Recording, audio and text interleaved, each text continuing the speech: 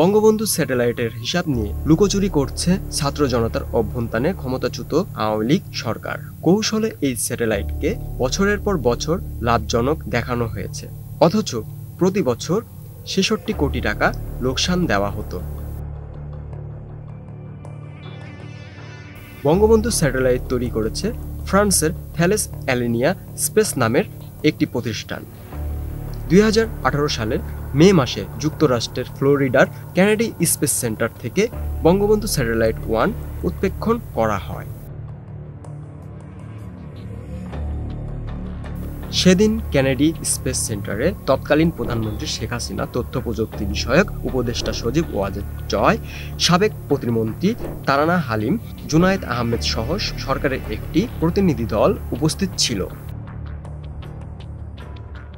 বঙ্গবন্ধু স্যাটেলাইটের মাধ্যমে ৫৭তম দেশ হিসাবে স্যাটেলাইট ক্লাবে যুক্ত হয় বাংলাদেশের নাম।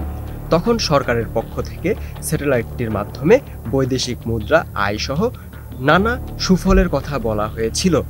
অপরদিকে প্রায় ৩,০০০ কোটি টাকা ব্যয়ে স্যাটেলাইট উৎক্ষেপণের প্রয়োজনীয়তা নিয়ে প্রশ্ন তুলেছিলেন কেউ কেউ।